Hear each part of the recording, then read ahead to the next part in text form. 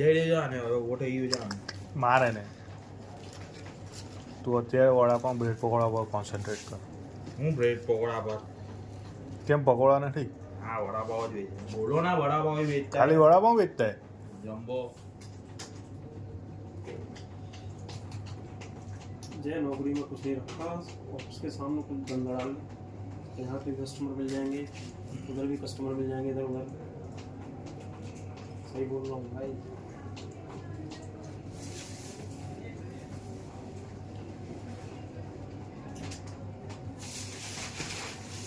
शाखा को शामिल कर लेना चाय पानी के. सबसे पहला चाय का कॉन्ट्रैक्ट इधर से ही पहला. एक बात बोलूं, आप खा रहे हो तो मत बोलो. खिलाओगे तो खाएंगे ऐसे बोलो. પૂછ્યું ભાઈ, હવે કઈ મોઢામાં થોડી નાખવાનો. हाँ ઇજ્જતથી પૂછ્યું, ખા રહ્યો હો?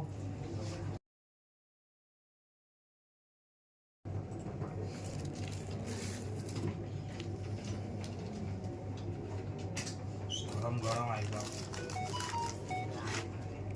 મરચા આજે બહુ બડા છે, પણ જે ખાવાના એ લોકો માટે જ છે. કેમ?